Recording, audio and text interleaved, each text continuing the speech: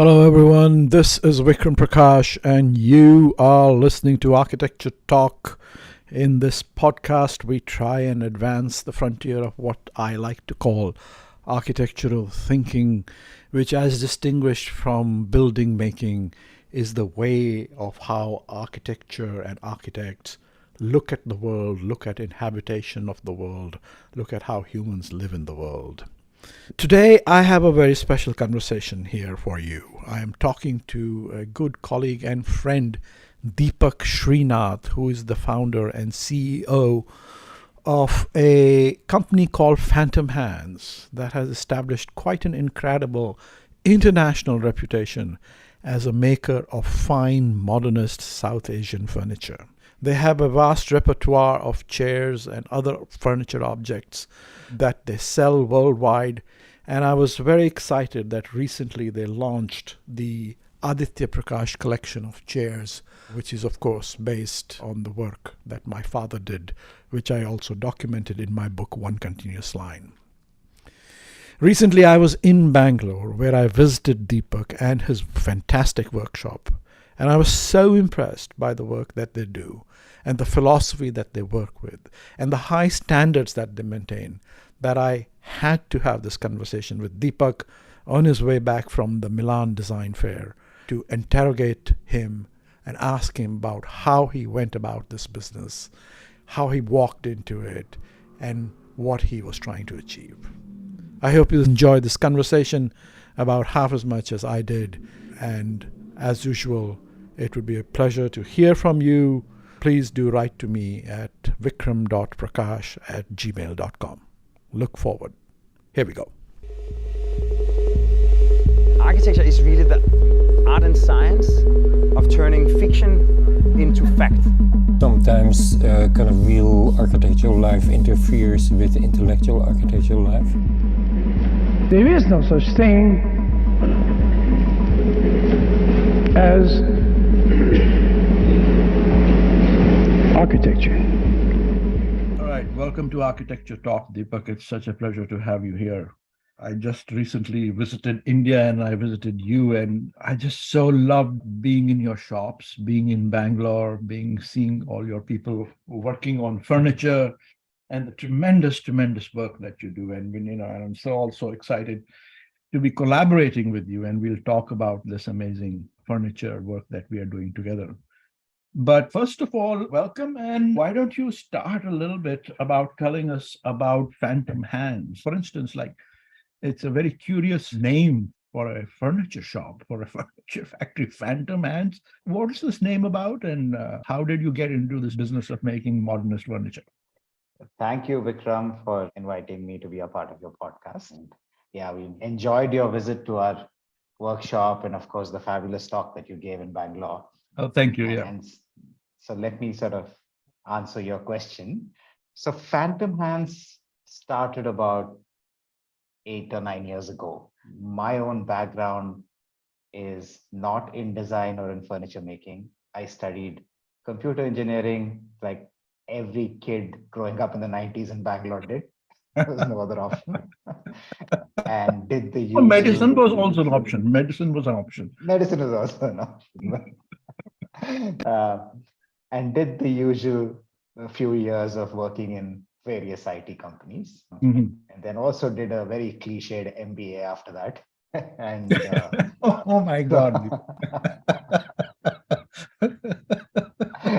So until that point, my career path was, as straight as it could get, so, and then, of course, there was this whole startup craze, and I had worked in the UK. You did a startup also? Well, of course, yes. Had to. A tech startup. I mean, I can't be from Bangalore and not have a failed tech startup. Failed tech startup. Okay. But yeah, prior to starting Phantom Hands, the few years before that, wait, 1 second, Deepak, just for your information and for my listeners' information, I think I've done about 140 episodes, but I don't think I've ever noted this. I also did a failed tech startup. Do you know that? Oh, wow. Yeah, I had no idea. 1998, I did a startup called Excerpts with the help of my very good friend Tim Guleri. Anyway, so I just want to establish we have something in common. That's another thing in common that we have. In common. Okay, okay. All right. You were giving us your journey. So Yeah. engineering, So, MBA, tech, and tech startup. Yeah. and after all that, between 2007 and 2014, I ran a boutique investment bank. Now, investment bank is a very fancy term, but what we really did was helped tech startups raise venture capital funding, Yeah. and also helped mergers and acquisition in the tech industry. So, companies acquiring each other and things like that. So you were running an M&A and a venture, something like a venture firm also. Venture funding advisory, yes. Venture funding So advice. we would make business plans for startups, pitch it to investors, and we were, fairly successful. I think we raised funding for quite a few startups that are now fairly well known in the Indian startup ecosystem and tech. And some of them are not even startups; they're quite large unicorns now. Really? Yeah. Oh yeah, my God. So So you were right in the thick of it. I was right in the thick of it and, rode the wave. But I think towards 2013, I was fairly disillusioned with the industry that I was in. I somehow felt that I was a misfit, working on valuation models on companies that were, very often that I knew were not worth anywhere Smoke close to and the mirrors. valuation. Smoke and mirrors. Smoke and mirrors, Yeah. sort of building illusions. Mhm. And I think what kept me sane and grounded during those investment banking years was my hobby slash passion for vintage objects. So I would spend every weekend in one antique shop or the other, finding interesting, not just furniture, but all kinds of things, old books, curios, old objects of all kinds. And what fascinated me was the stories behind these objects. I see. Yes. And I would, in a small way, then, collect some of these objects, do my research about them and write about, because I also like to write. And so this was what I used to do. And parallelly, my wife is an artist. She has an art practice and she makes sculptures and installations. So there was always some making activity that was happening around me. And she has her art studio in Bangalore, and they would do things. And it was quite fascinating for me to see real things being built and versus virtual digital smoke and mirrors. Yes. So very stark. Before you go on, very stark picture here. This is a kind of a classic divide between your painting between digital and real and smoke and mirrors and antique values. I'm very interested in this, so I assume you had the standard South Asian pressure to do engineering MBA, but where did this interest and passion in antiques and design come from? Is this all, we all have your wife to thank for this or something else also? I would say 80% is because of my wife. I have her to thank because she introduced me to this world. I see. But independently, so she is very interesting. So she came at this, so her love for this was purely from an aesthetic or design point of view or craft point of view. For me, I like the design aspect and all of that, but the history and the stories were what fascinated me and drew me in a way, Oh my God. We have another thing in common. We are both historians then. You're far more accomplished than I am. I'm just an armchair. That's not what I'm talking about. We both love history, no? Kani. Yes, how to tell stories, how to weave out stories. Yes. yes. So wait, no, but why? Why? How did you get into history? I don't think I've ever thought about it. Perhaps from the literature I read, and I've always read a lot of books. I've tended to be stuck in the past. In the 90s, all the music I listened to was from the 60s and 50s. The literature I read was from Somerset Maugham, and even before that, Dickens. So I've always kind of lived Dickens, P.G. Woodhouse, Bertie Wooster. Woodhouse, and yeah, all of that. So it's always been. I've never kind of relished the present as much as the past. For some, I don't know if this sounds like a great statement, but so, Yeah. No, I completely get it. I get it at both levels. It's like yeah, there has never been better music than in the 60s and the 70s. I mean, we're talking English Western music, yes.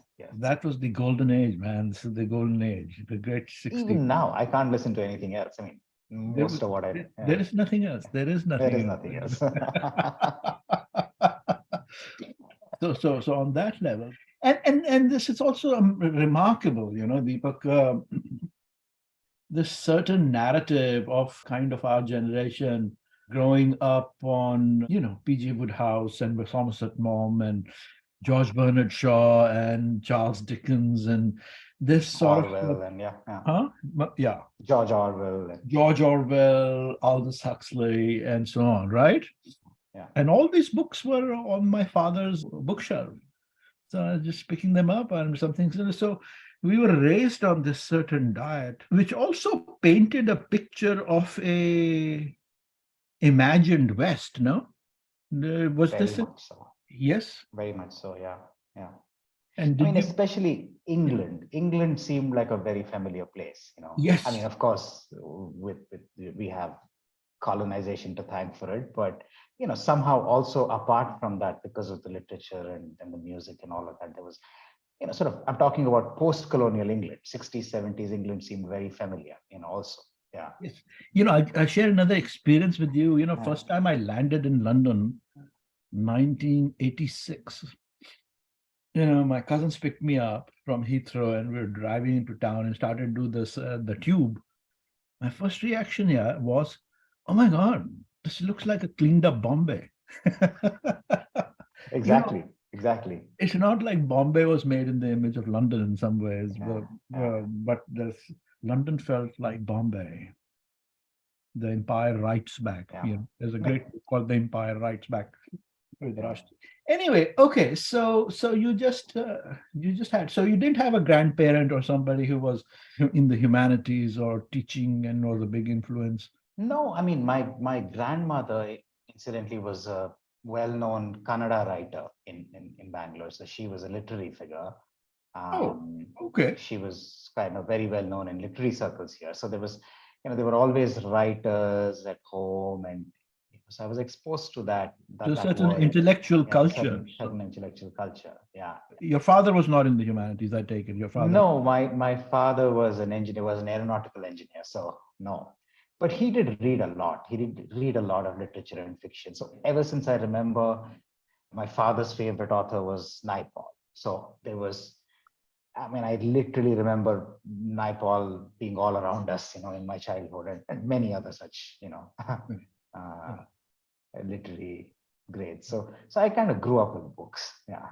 So you grew up in the milieu. So it was around it, and that makes a big difference, to have a sense of reverence for literature in the home that sort of percolates in, even though the normative trajectory is to move down engineering, MBA, and so on and so forth.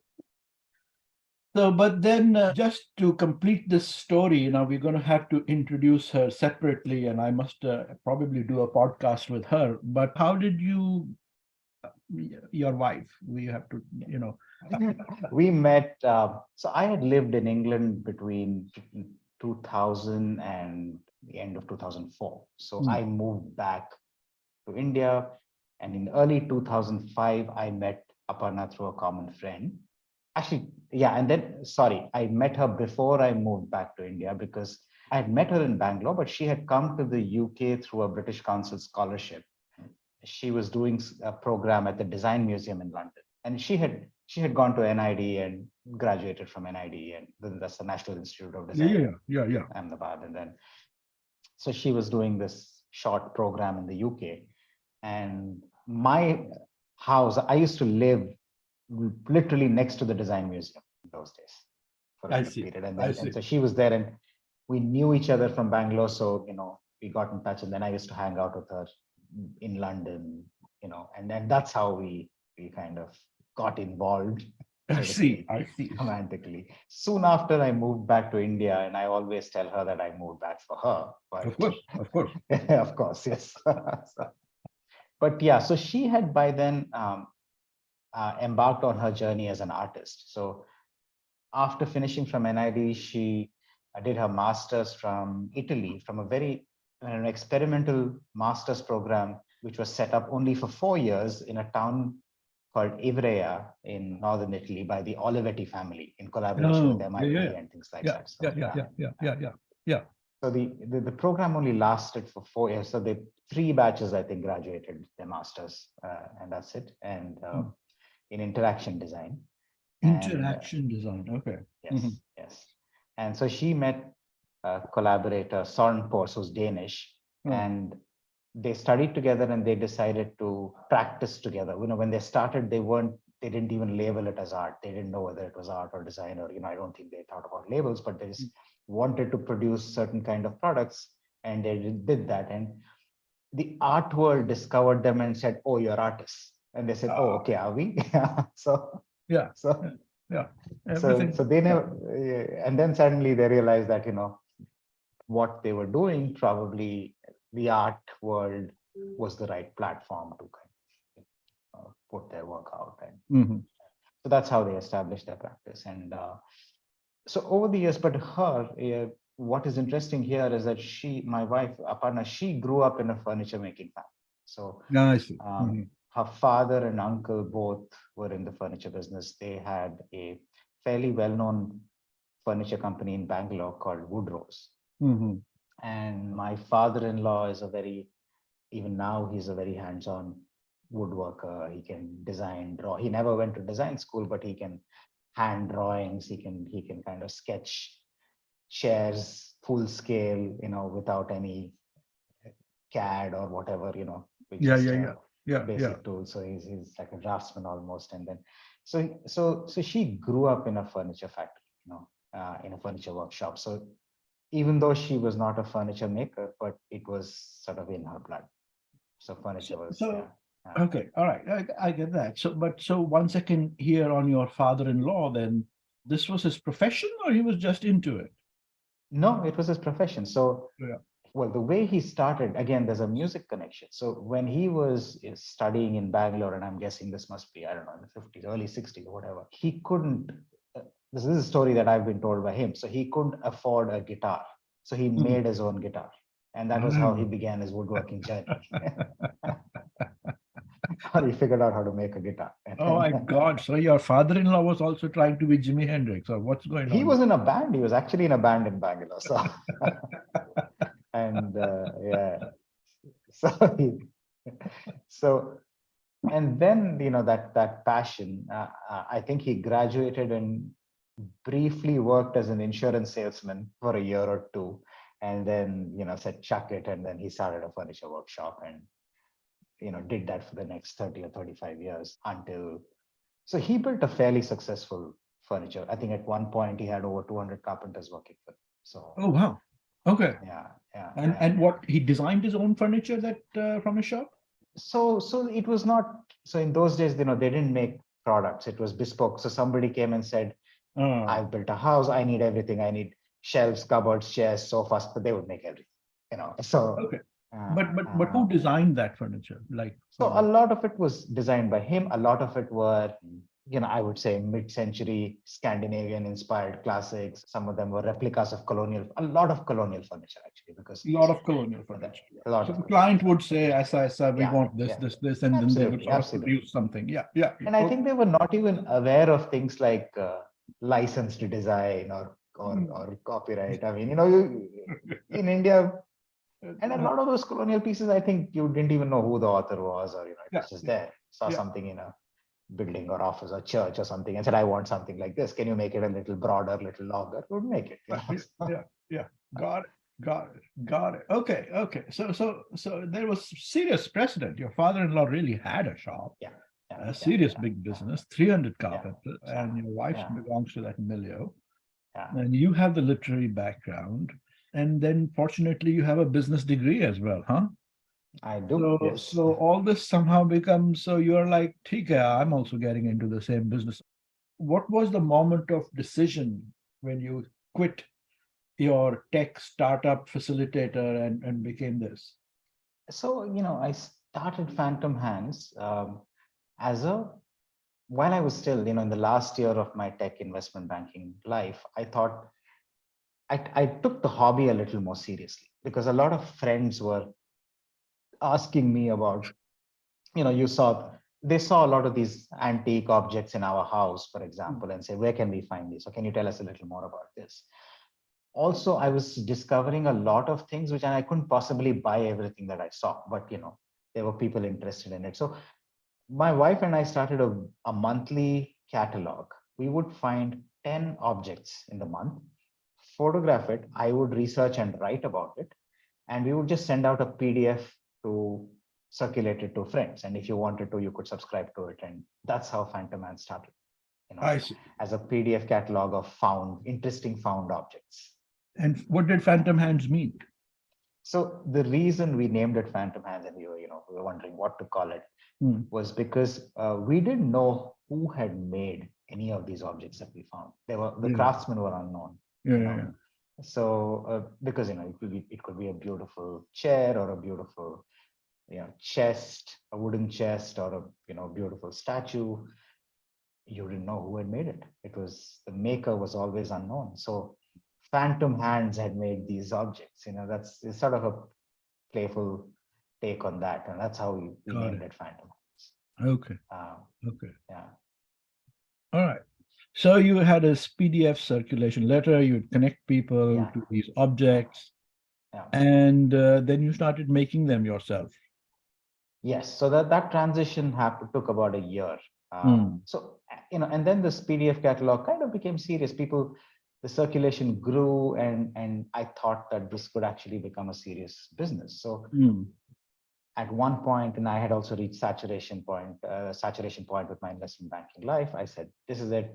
The small firm that I had, there were 5 of us. We sort of got acqui-hired by a larger investment bank. So my concern was that my team, and I should not shut shop, and my team shouldn't be left in the lurch. So they all kind of got placed in a larger entity. And then I came out and said, let me do this full time. Okay. But very quickly realized that this is not sustainable as a full-time business, mainly because sourcing enough objects to kind of create a continuous sale pipeline or revenue stream was really hard.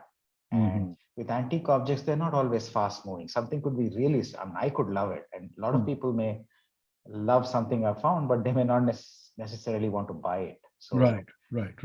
It kind of, and I also realized that to scale it would require a huge capital investment to buy or acquire and then store them. And so at that point, I came across a pair of chairs at an antique dealer's, and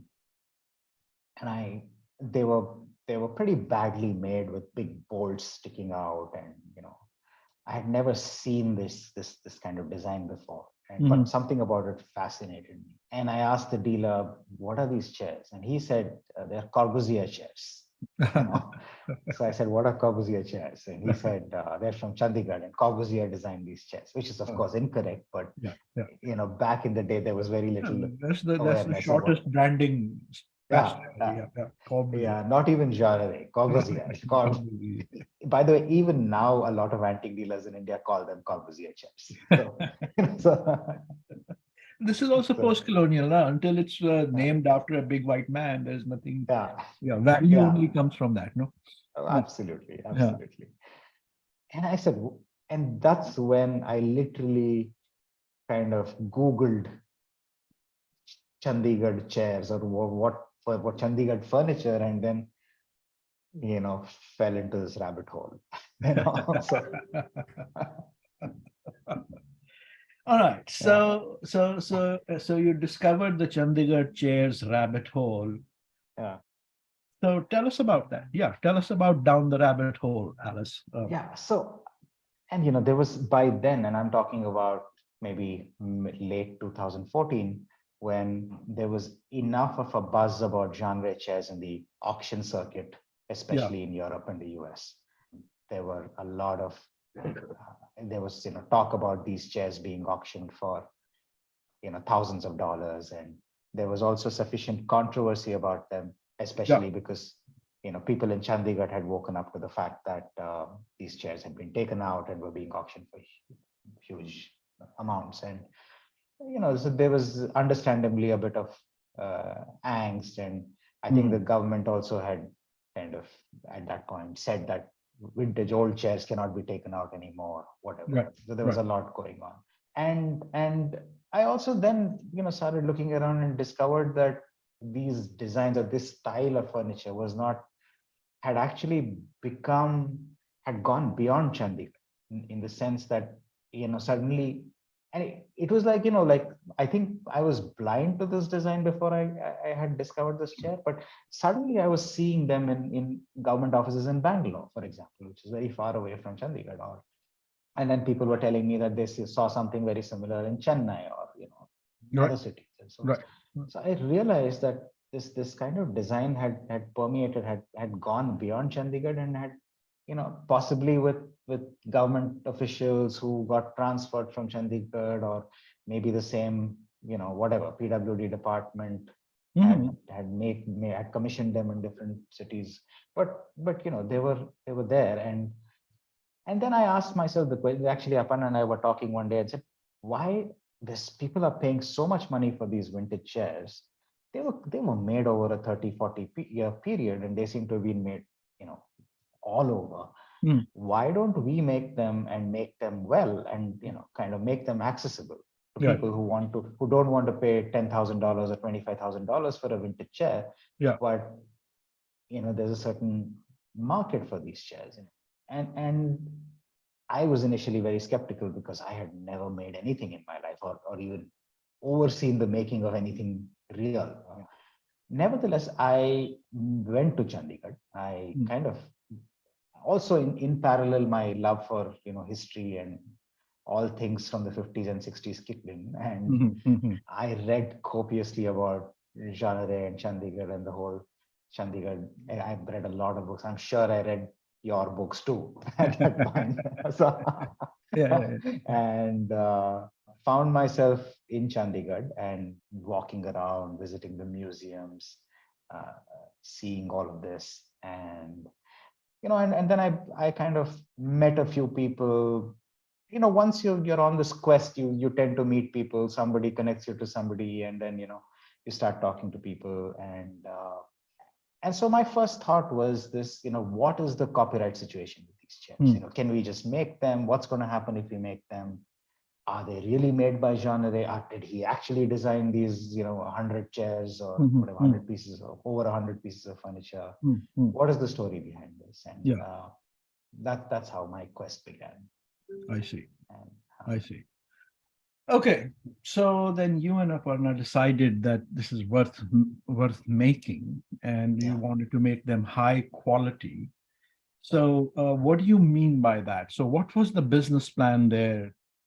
How did you start pitching this? How did you conceive this furniture? So what is your unique qualities of the work that you bring to it?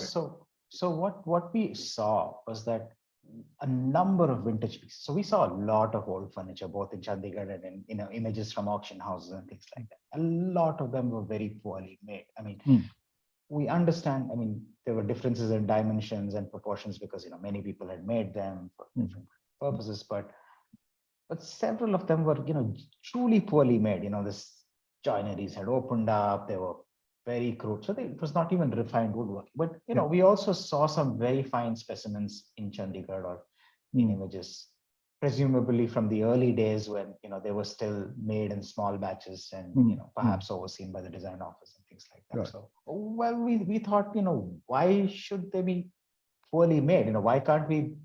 There's a certain craft and material and all of that we have access to. Why can't we make well-made Chandigarh chairs, which also reflect the craft and material traditions of India, that we kind of very attached to.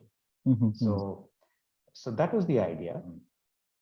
And literally we started with, and so we didn't, I really didn't have a clear business plan or idea of how to distribute them or whether somebody would even want them. But we started with 3 chair models: the more popular office chair, the easy arm chair, and one of the cross-leg chairs, the X-leg chairs. We just made them, and so the antiques business was still continuing. We were still doing that. I hadn't shut that down, but we made 3 chairs, put that on our. So we had a Phantom Hands website. So we put these 3 chairs and said, they're newly made. They're not antiques, but it's just as an experiment we made these chairs and we put images. And nothing happened for 2 or 3 months. Nobody really. We may have got a couple of inquiries. Nobody really bought them. But and then there was the first purchase happened to be from a lawyer in Bangalore who didn't know anything about Chandigarh or who didn't buy them particularly for the design. But the wood that we had used for the first batch of chairs we made were from a school, an old school in Bangalore called Bishop Cotton School. Oh, yeah. Famous school. Bishop Cotton was school. Part of our, I was saying St. John's. I think we were connected to, Irish Catholic brothers, no? Yeah, anyway, Yes. An old auditorium had been brought down and, beautiful Burma tea crafters, which was probably 125 years old. We had bought that from the guy who demolished the hall. And that was the wood we used. And I happened to mention that to a friend of mine in Bangalore, and, so this person was an alumnus of the school, and when he found out that we had used wood from the school, he immediately wanted. And amazing, And so he bought a chair, and then he mentioned this to a friend of his, a classmate of his, or a classmate or a junior of his from school, who happened to be Rohan Murthy, who was Narayana Murthy's son. And Rohan wanted a pair of chairs too from the same batch. I see. And so Rohan bought 2 chairs, and he was also from Bishop Cotton School. Bishop Cotton. Okay, yeah. So this friend of his who bought it from us, who was our first customer for the chairs, mentioned this to him, and he said, "I too want a part of my old school." And he bought the chairs. I see. And they were so we had made about 10 or 12 chairs from this wood. From this wood.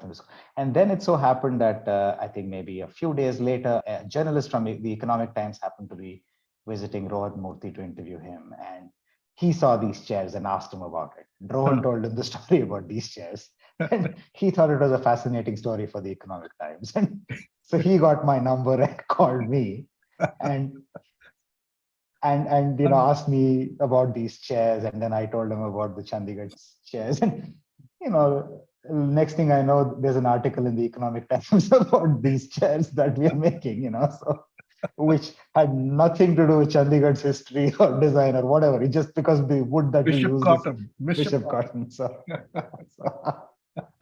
Okay. And then, of course, a lot of people read the article in the Economic Times and wrote to us, and then some of them were, of course, from alumni of the school who kind of bought some of these chairs. But then there were only 10 or 12 of them, and people from other parts of India who contacted us because they then, they like these chairs, or like the design, or like the story.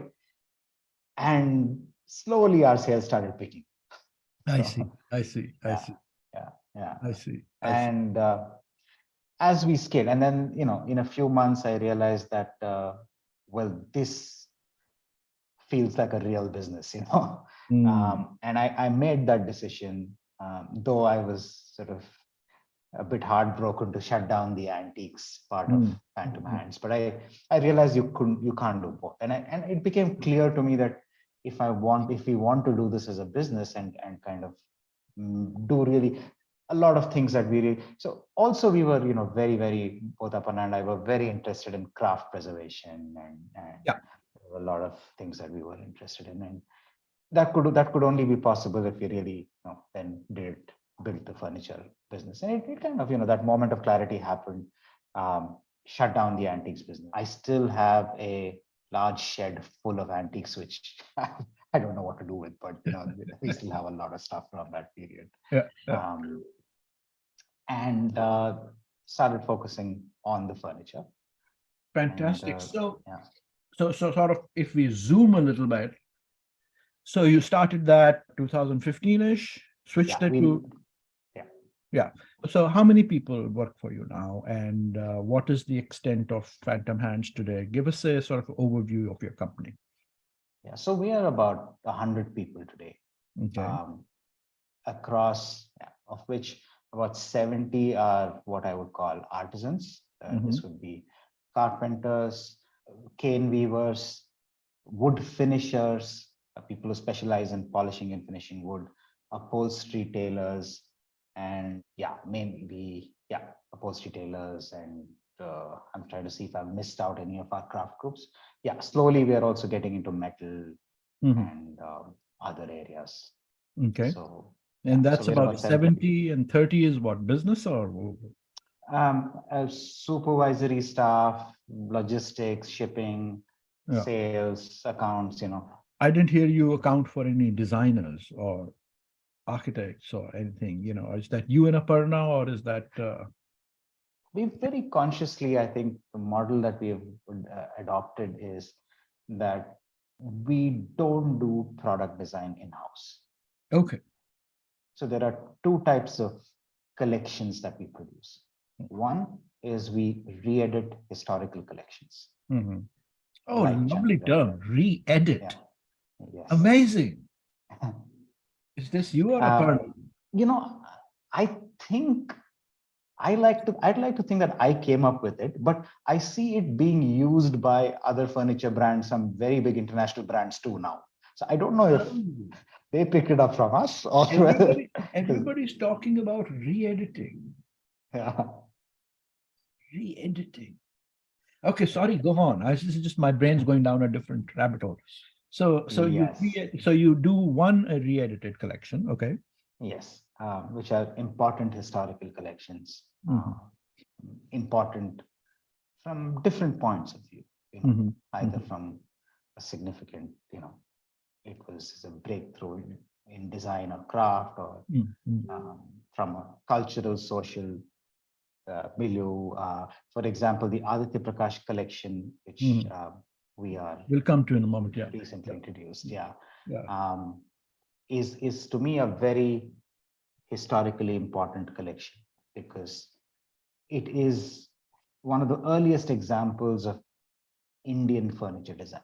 Post-independent Indian furniture designers who are trained in architecture, trained in design, and then creating something of their own, creating a language for themselves. Right.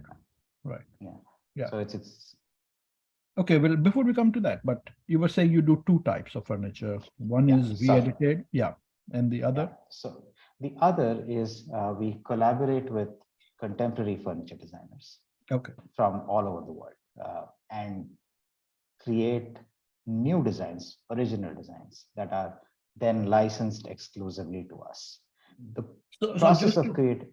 Complete that business, complete that picture. So 100 people, and approximately, if you're willing to share, if not, that's fine too. Like how many pieces, what's your turnover for the annual turnover now? Yeah, roughly about $3.5 million. $3.5 million. Yeah. And your market is what? Mostly India, Europe, worldwide? It is worldwide. We sell in about 30 countries, I would say. Okay. But is there a lion's share somewhere, or is it well distributed? So it's interesting. Before COVID, I don't know if it's connected to COVID or just the fact that India discovered us.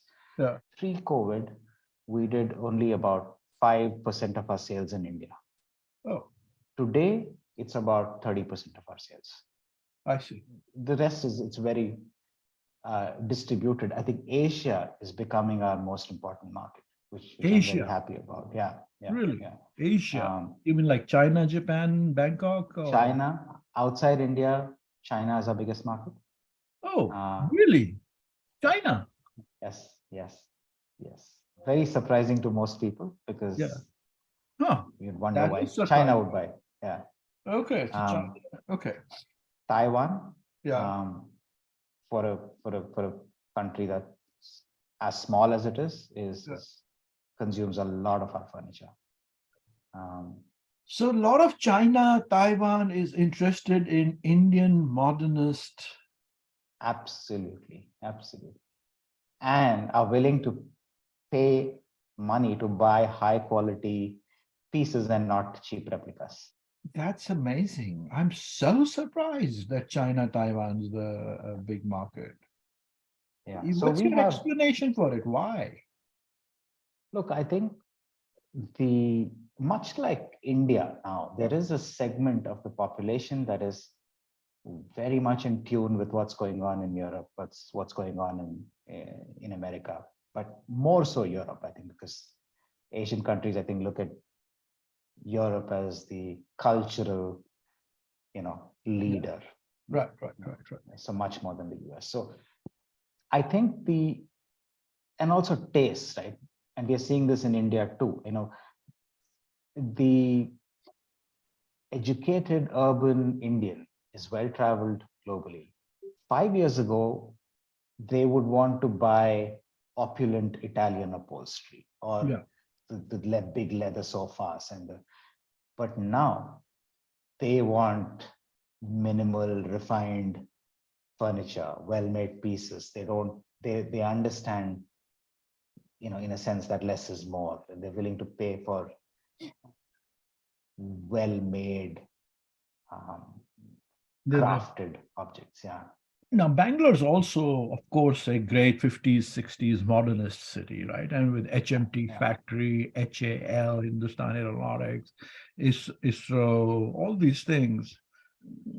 The whole Nehruvian era investment was big in Bangalore also, wasn't it? Is that just it's a sidebar? Maybe it connects to our conversation. You've talked about local Bishop Cotton audiences, alumni Bishop Cotton.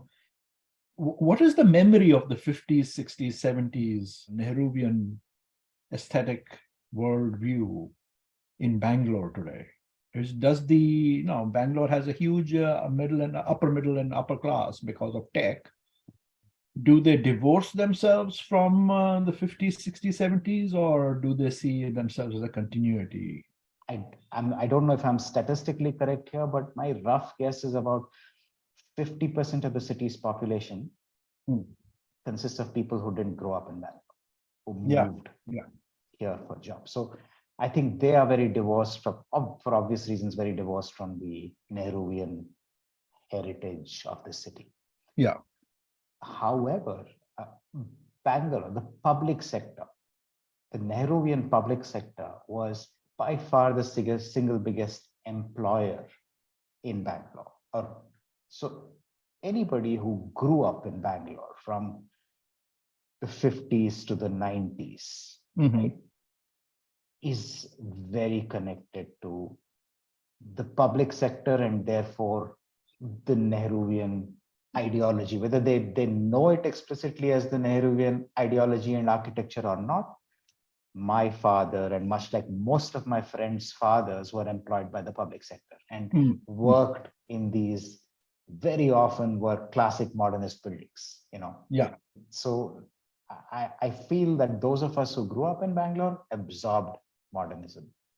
Okay. Knowingly or unknowingly, it is in us. Right.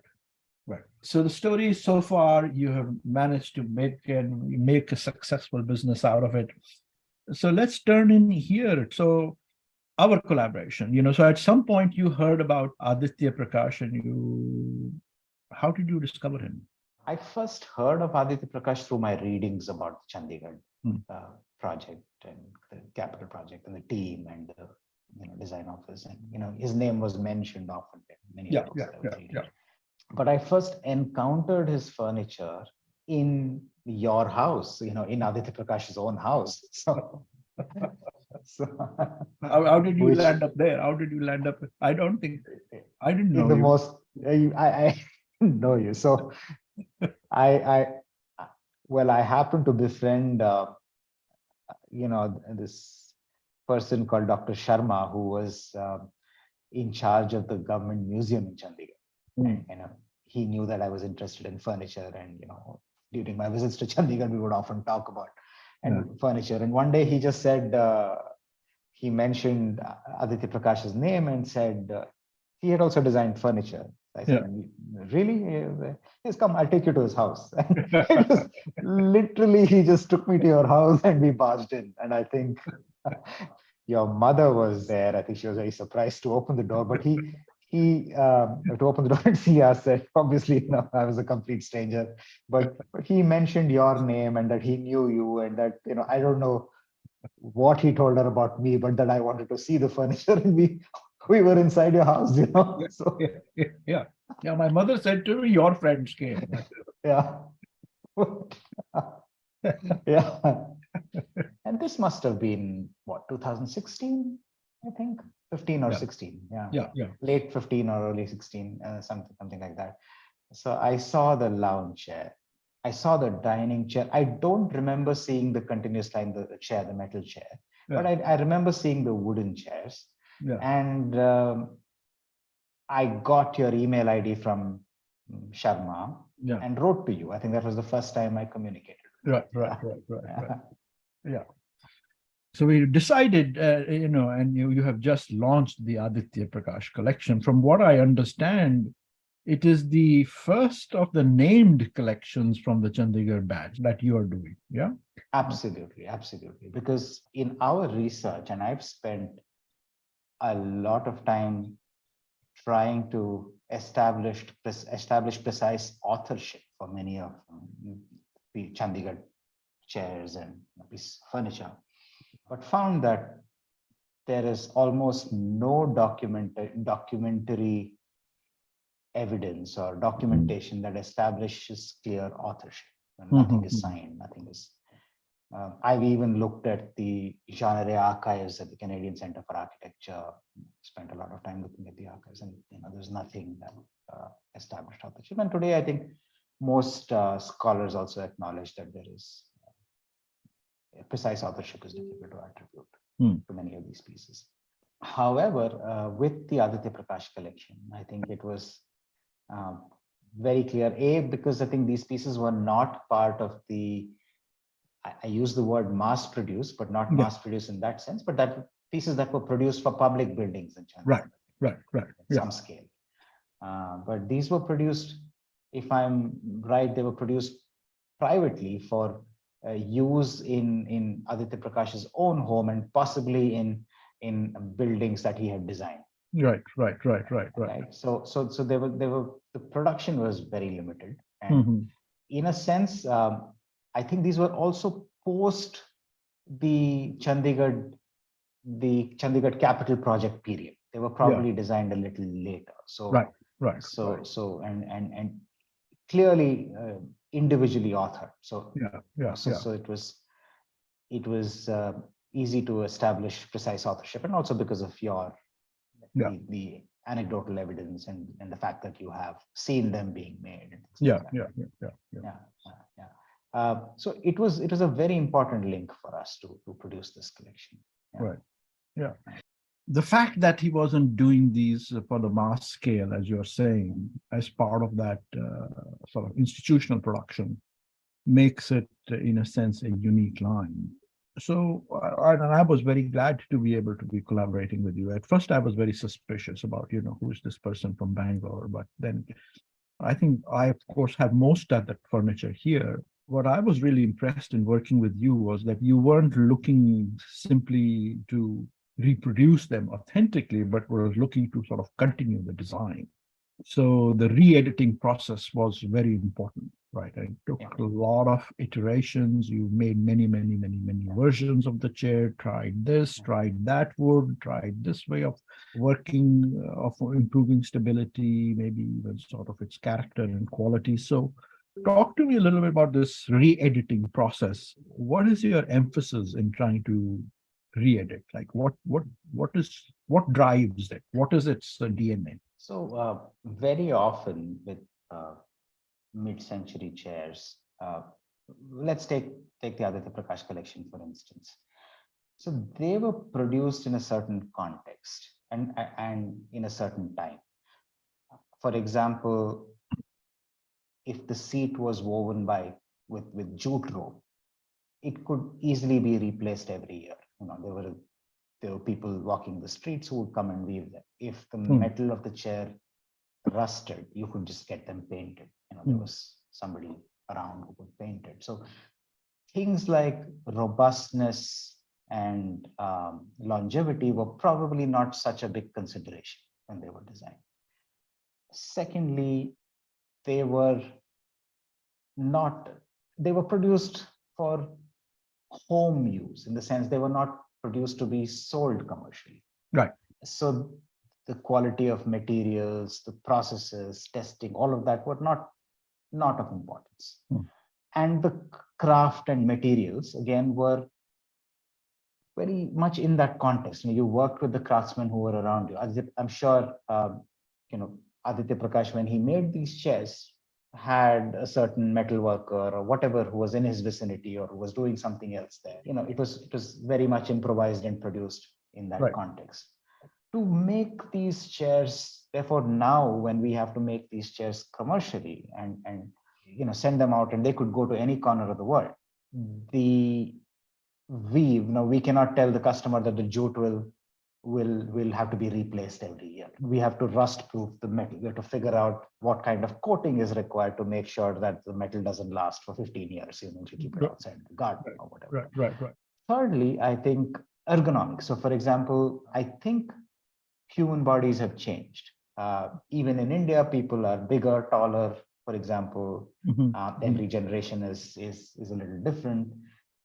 And interestingly, I hear this all the time from the Scandinavian companies that make mid-century furniture. They often have to change the proportions slightly because the body sizes have changed, and the median size may be a little different from what it was in the 50s when it was originally designed. And Interesting.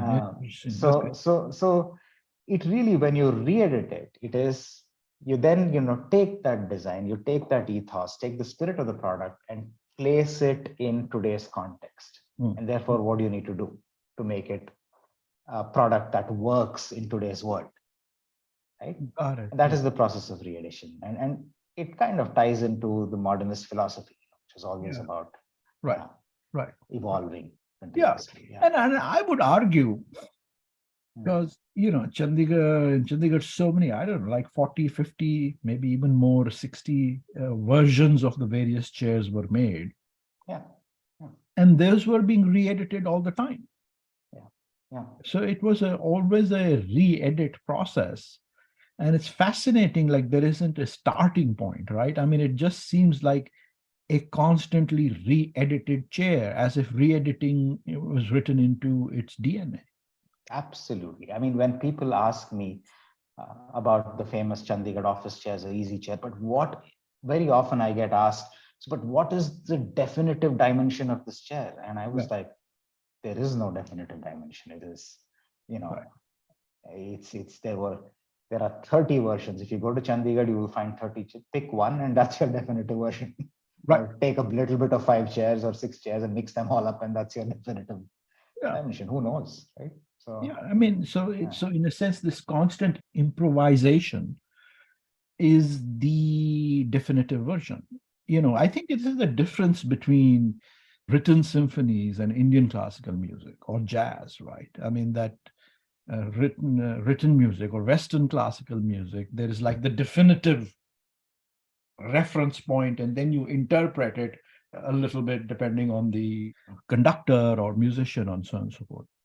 Absolutely. Whereas if you look at something like jazz or Indian classical music, there is a sort of a ethos or a raga or a mood or a standard, as they say, jazz standard, and then you constantly see what it is today, what is the mood today, what is the human body today, what is the temperature today, what is the reaction, and you do the same thing, right? Absolutely. And we also try to ask ourselves, and from what we always try and understand the personality of our designers, and I've read whatever literature I've been able to get on Aditya Prakash. We've had a few conversations about how he was a person, how he thought. So we often, when we are doing this re-editing, we often ask ourselves, what would Aditya Prakash do in this situation? Say he were in our workshop today with the craft that's available, with the material that's available. How would he, what would he, his iteration, what would his interpretation of the chair be? You know, we try to kind of put that in context. Yeah. It's like a impossible double bind, like you're imagining, you're trying to be as authentic, but the only way to be authentic is to actually use your own mind because he's not around.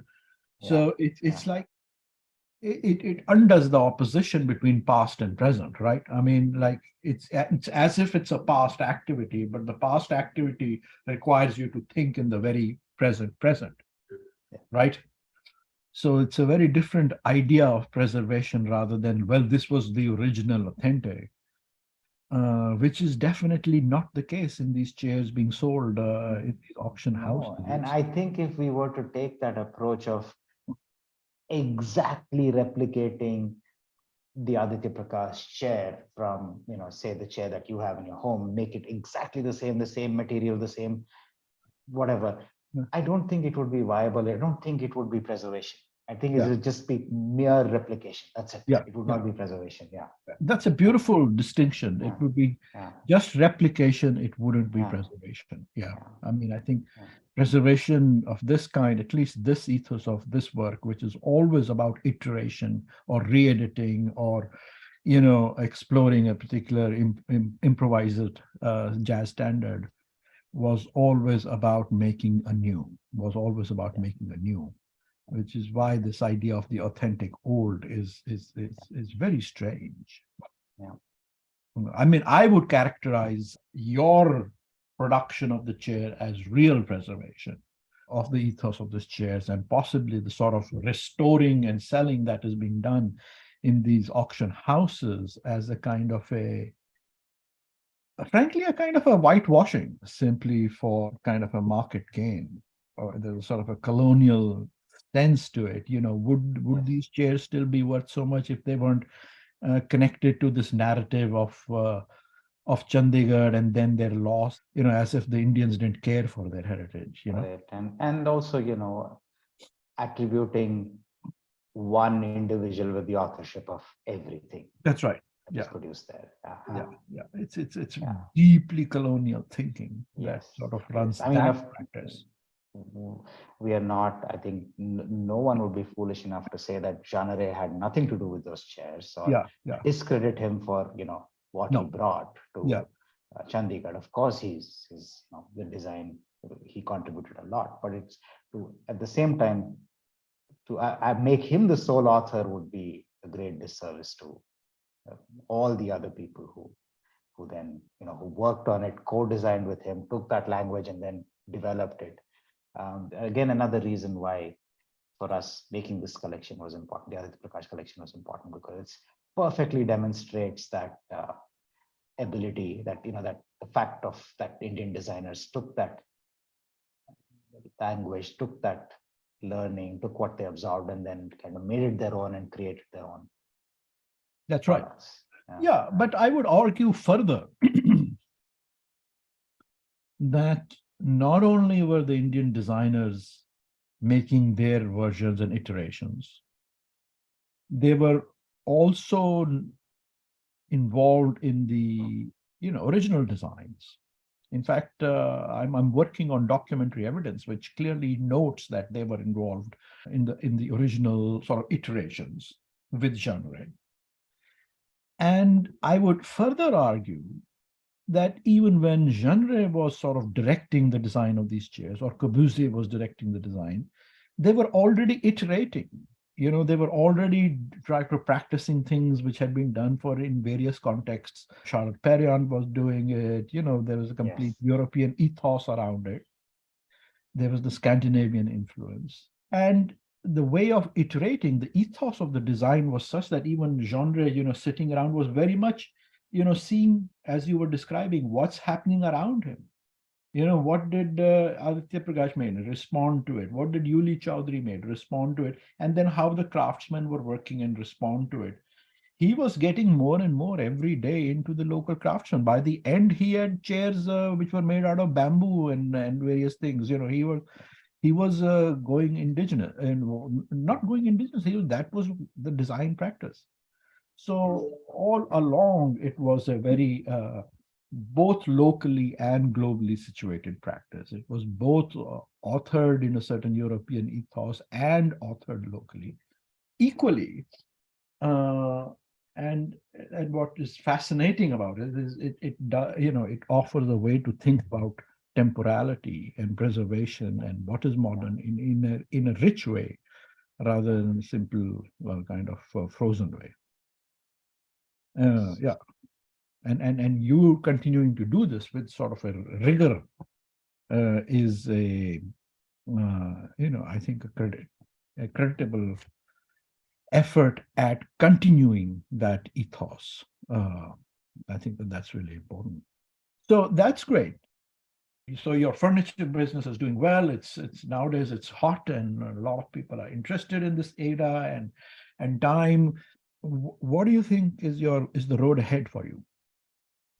So I always, for me, my vision of Phantom Hands is that Phantom Hands is much more than just a furniture maker.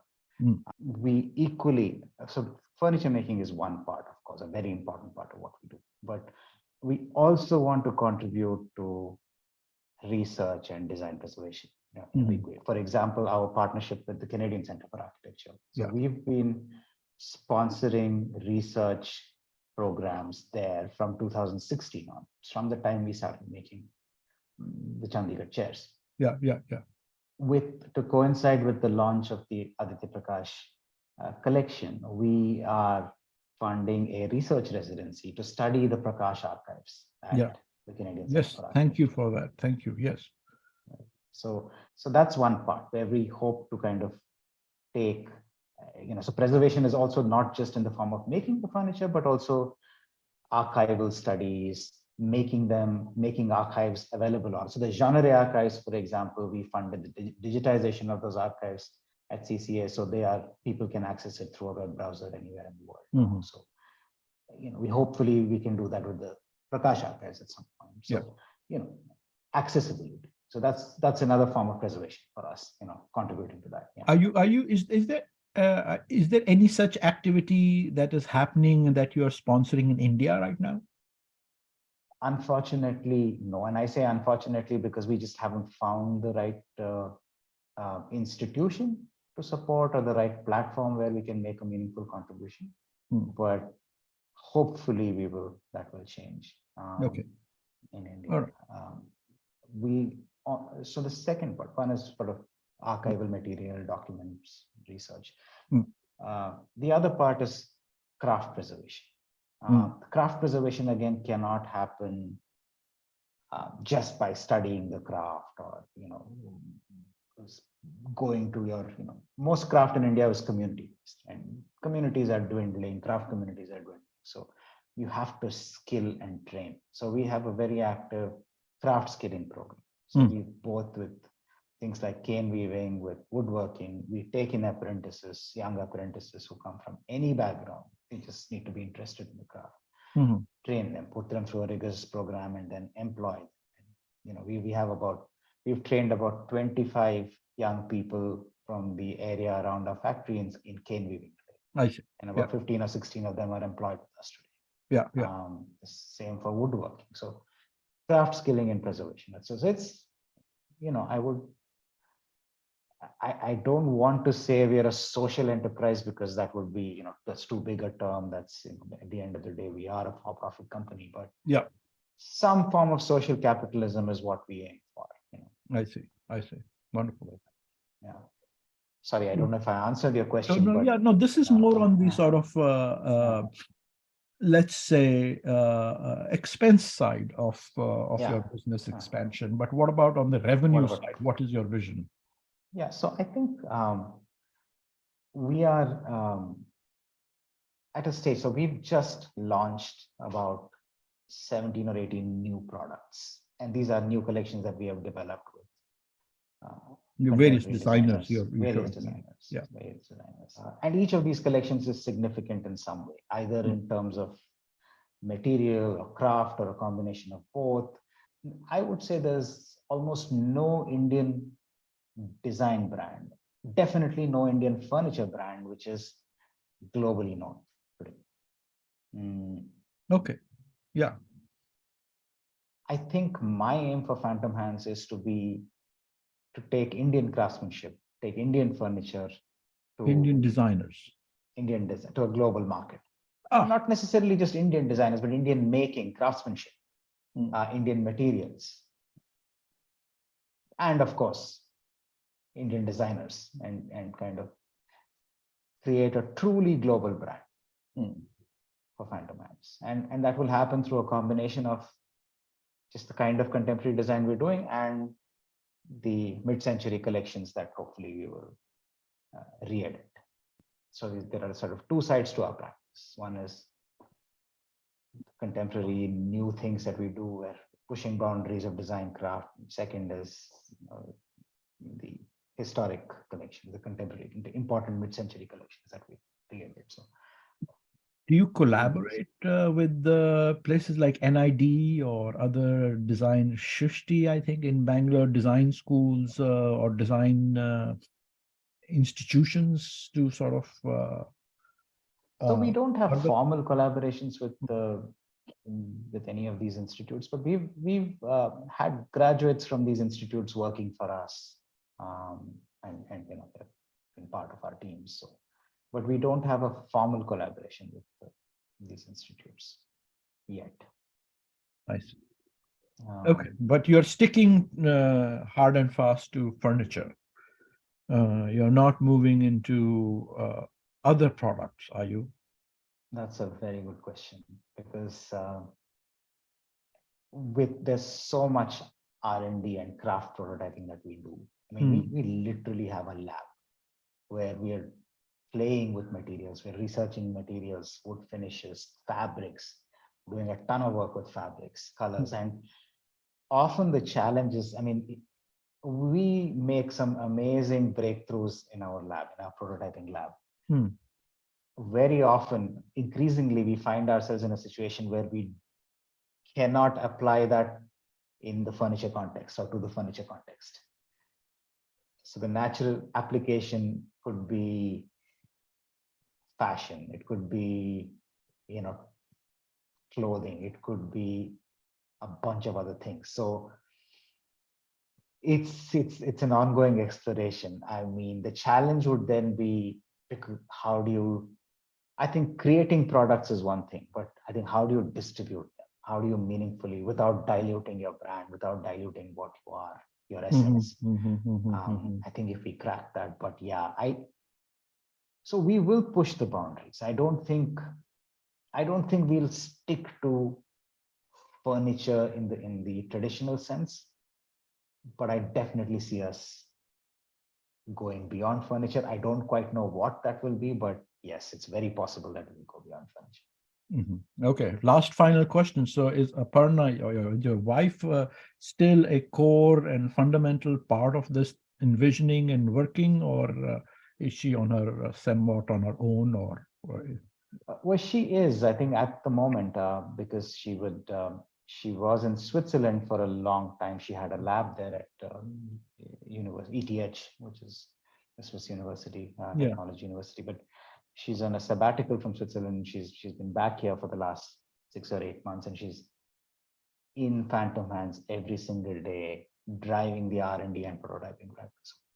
All the material research is being led by her. So we're doing, and that's almost, I call our lab like an uncontrollable beast. So there are things that they're coming up with every day. We don't yet know what to do with it, but I think there's a lot of R&D and know-how that we are building there. But yeah, so she is driving all of it. Yeah. And it's up to me to distill that and then put it into the right products and form. All right. So she's your avant-garde and you're sort of bringing up the rear and you're sort of keeping things together. Very much, yes. That's an amazing partnership. Congratulations for pulling that off. Thank you. Well, Deepak, it's been such a pleasure talking to you. Thank you for this conversation, for all the work and investment that you do in the sort of the ethos of Indian modernism and the Indian craftsman and the sort of design culture of the city and the nation and worldwide.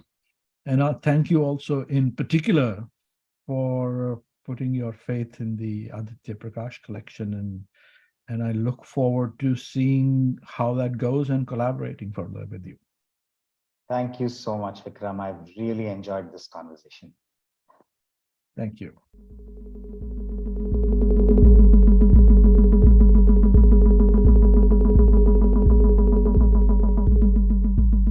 Thank you for listening to Architecture Talk. This is your producer, Mary Lee. We hope you enjoyed the conversation, and if you did, please subscribe and rate us on iTunes or Spotify. We would also love to hear from you if you have any suggestions on new topics or guests. You can always reach out to us on our website, Facebook, or Instagram. Thanks again, and until next time, this is Architecture Talk.